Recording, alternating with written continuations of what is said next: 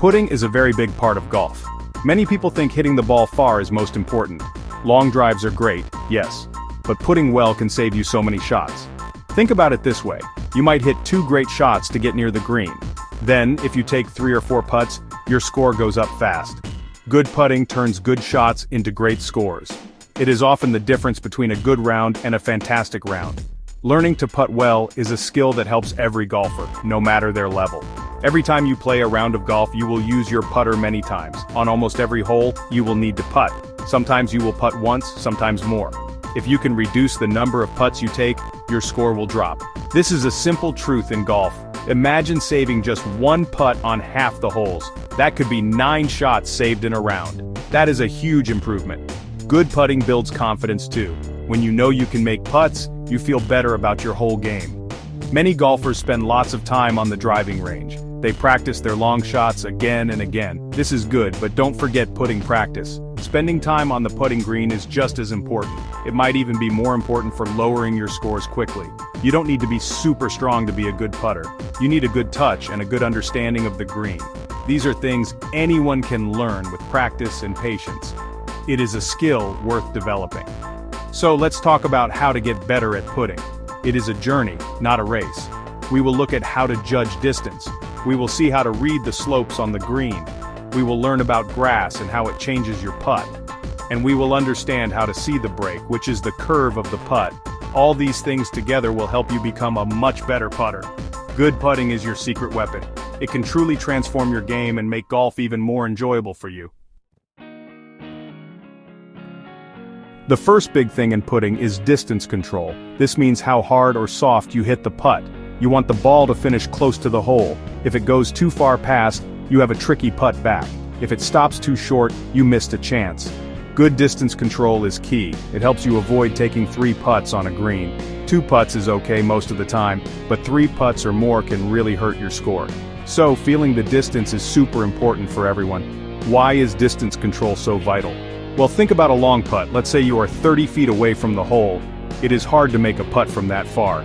But if you can roll the ball to within 2 or 3 feet, that is great. Your next putt will be very short and easy. This is how you avoid 3 putts. Good distance control means your first putt sets up an easy second putt.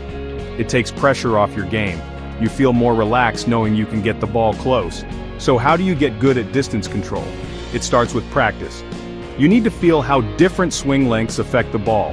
A short backswing and follow-through makes the ball go a short distance. A longer backswing and follow-through makes the ball go further. It sounds simple, and it is, but you need to practice to make it consistent.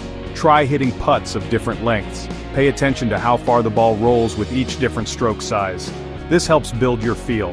Remember, the goal for long putts is not always to make them. The main goal is to get the ball into a small circle around the hole. We call this a tap-in range. If you can do this consistently, you will save many shots. This skill is more important than trying to sink every long putt. Focus on the speed of your putt. The speed determines how far the ball travels. Getting the speed right is the secret to good distance control. It is the foundation of solid putting. Now that we know distance is important, how do we measure it? When you are on the green, you need to know how far you are from the hole. There are simple ways to do this. One easy way is to walk the putt. Take normal steps from your ball to the hole. Count your steps. Each step is about 3 feet or 1 yard for many people. So if you take 10 steps, the putt is about 30 feet long. This gives you a good idea of the distance. Another trick is to use your putter.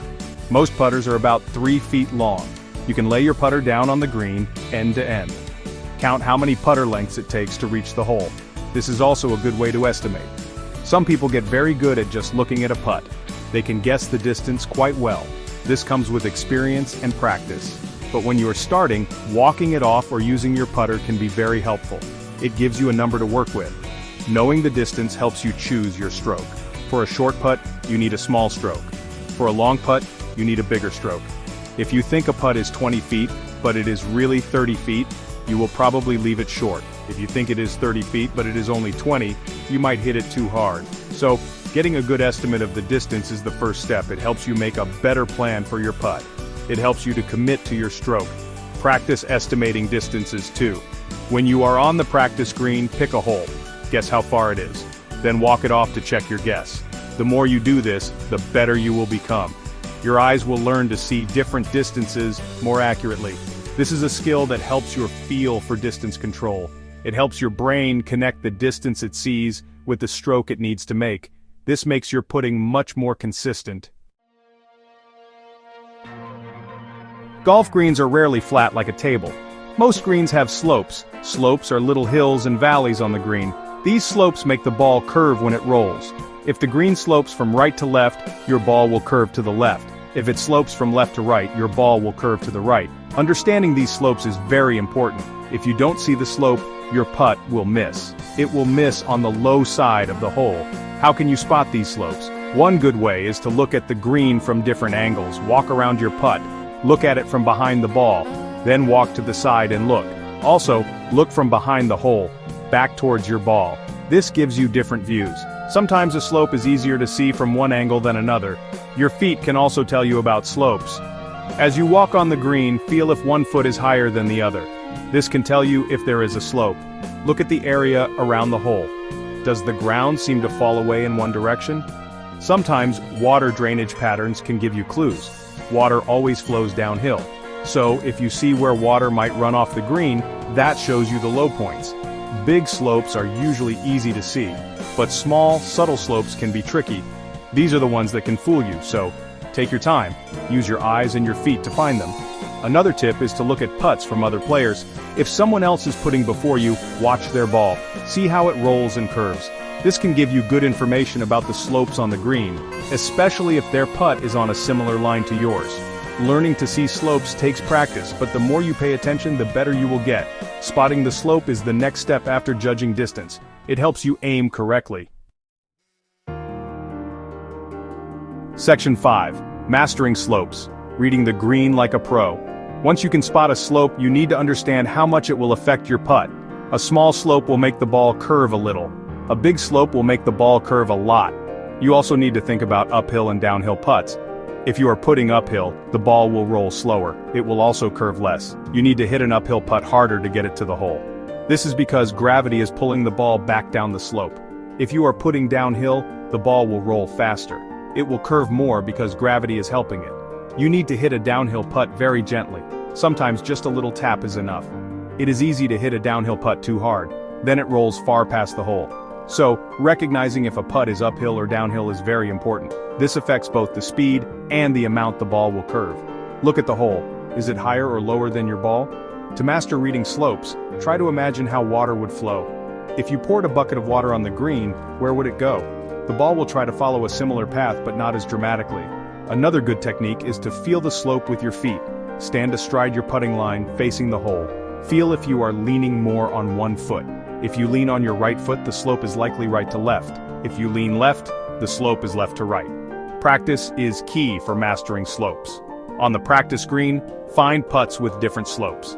Hit putts uphill, downhill, and across slopes. See how the ball reacts. Notice how much you need to adjust your aim and your speed.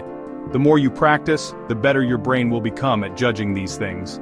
You will start to develop an instinct for how much a slope will affect your putt. This is what we call reading the green like a pro. It takes time, but it is very rewarding. Section 6. The grass story. How grain affects your putt. The grass on the putting green can also affect your putt. This is called the grain of the grass. Grass grows in a certain direction. This direction can make your ball roll faster or slower. It can also make it curve a little more or less. Understanding grass grain is another piece of the putting puzzle. It is not always a huge factor, but sometimes it can make a big difference. Especially on certain types of grasses, like Bermuda grass, the grain can be very strong. How can you tell which way the grass grain is growing? One way is to look at the color of the grass. If the grass looks shiny or lighter in color, you are usually putting down grain. This means the grass is growing away from you, towards the hole. Putts down grain are faster. The ball will roll out more. If the grass looks dark or dull, you are usually putting into grain. This means the grass is growing towards you, against the direction of your putt. Putts into grain are slower. You can also look at the edges of the cup. Sometimes you can see the grass blades leaning in one direction around the hole. Another clue can be the direction the grass was mown. However, modern mowing practices often make this less obvious. On some greens, the grain will tend to grow towards the setting sun, or it might grow towards a nearby body of water. These are just general tendencies, but they can sometimes give you a hint. When you are putting into grain, you need to hit the putt a little bit firmer. The grass will slow the ball down. When you are putting down grain, you need to be more gentle. The ball will pick up speed. If the grain is across your putting line, say from right to left, it can make the ball curve a little more in that direction. It adds to the effect of the slope. So, remember to check the grain. It is an extra piece of information that can help you make more putts. Section 7. Reading the break, charting your ball's journey. Reading the break means figuring out how much your putt will curve. The break is caused by the slope of the green. Sometimes it is also affected a little by the grass grain. To make a curving putt, you cannot aim straight at the hole. You have to aim to the side of the hole. You aim to the high side of the break, so if the putt curves from right to left, you aim to the right of the hole. The ball will then curve back towards the hole. How much do you aim to the side? This depends on two things. First, it depends on how much slope there is. A big slope means a big break. You will need to aim further to the side. A small slope means a small break. You aim just a little to the side. Second, it depends on the speed of your putt. A fast putt will not curve as much. A slow putt will curve more. This is very important. You need to match your speed with the line you choose. To read the break, find the highest point of the curve. This is sometimes called the apex of the putt. Imagine the ball rolling along its path. Where will it reach its furthest point away from a straight line to the hole? That is the point you are trying to get your ball to roll over. Once it passes that apex, it will start to curve back towards the hole. Visualizing this path is a key skill. See the ball rolling along the line you have chosen. Practice reading different breaks. On the practice green, find a sloping area. Place some tees in the ground to mark where you think the ball will curve. Then hit some putts. See if your read was correct. Did you aim too high or too low? Was your speed right? Adjust your read and try again. The more breaks you read, the better you will become. It is like learning a new language. At first it is hard, but with practice, it becomes much easier. Section 8. Practice makes perfect drills to sharpen your skills. We have talked about distance, slope, grain, and break. Now how do you put it all together? The answer is simple: practice. But not just any practice. You need to practice with a purpose. There are many good drills that can help you improve your putting. These drills will help you get better at all the things we discussed. Good practice helps build good habits, and good habits lead to better scores on the golf course. So, let's look at some useful drills. One great drill for distance control is the ladder drill. Place tees at different distances from a hole. For example, place tees at 10 feet, 15 feet, 20 feet, 25 feet, and 30 feet. Start at the closest tee. Try to hit your putt so it stops just past the hole, but not too far. Then move to the next tee and do the same. This helps you get a feel for different length putts.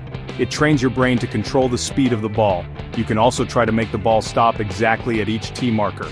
For reading breaks, try the gate drill. Find a sloping putt. Pick your line.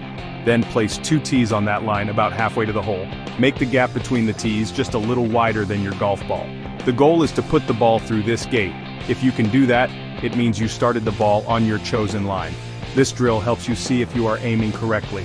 It also helps you commit to your line. You can make the gate smaller as you get better. Another useful drill is to putt around the clock. Place 12 balls in a circle around the hole, maybe 3 feet away from the hole. Try to make all 12 putts in a row. This helps with short putts and builds confidence.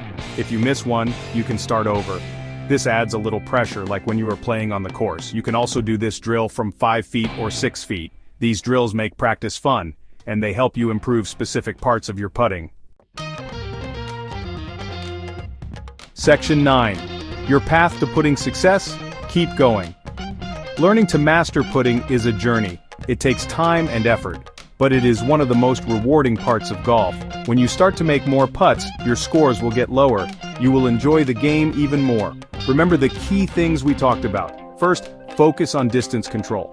Getting the speed right is so important. Try to get your long putts close to the hole. This will help you avoid those dreaded 3 putts. Always practice your distance control. Next, learn to read the greens. Pay attention to the slopes. Walk around your putt and look from different angles. Feel the slopes with your feet. Understand how uphill and downhill putts are different. Don't forget about the grass grain. It can also affect how your ball rolls. The more you observe, the better you will become at seeing these things. Reading greens is a skill that improves with every round you play. Be patient with yourself as you learn. Then, practice reading the break. Visualize the path of the ball to the hole. Choose your line and commit to it. Remember that speed and line work together. A good read with bad speed will not work, and good speed on the wrong line will also miss. Use drills to help you improve. Drills make your practice more effective. They help you focus on specific skills, and they can make practice more enjoyable too. Find drills that you like and stick with them. Most importantly, keep practicing and stay positive. Everyone misses putts sometimes. Even the best players in the world miss putts. Don't get discouraged. Every putt is a new opportunity. Learn from your misses. Think about what you could do differently next time. Was it the read? Was it the speed? Or was it your stroke? The more you play and practice, the more confident you will become. Believe in yourself. You can become a great putter. Enjoy the journey to putting success.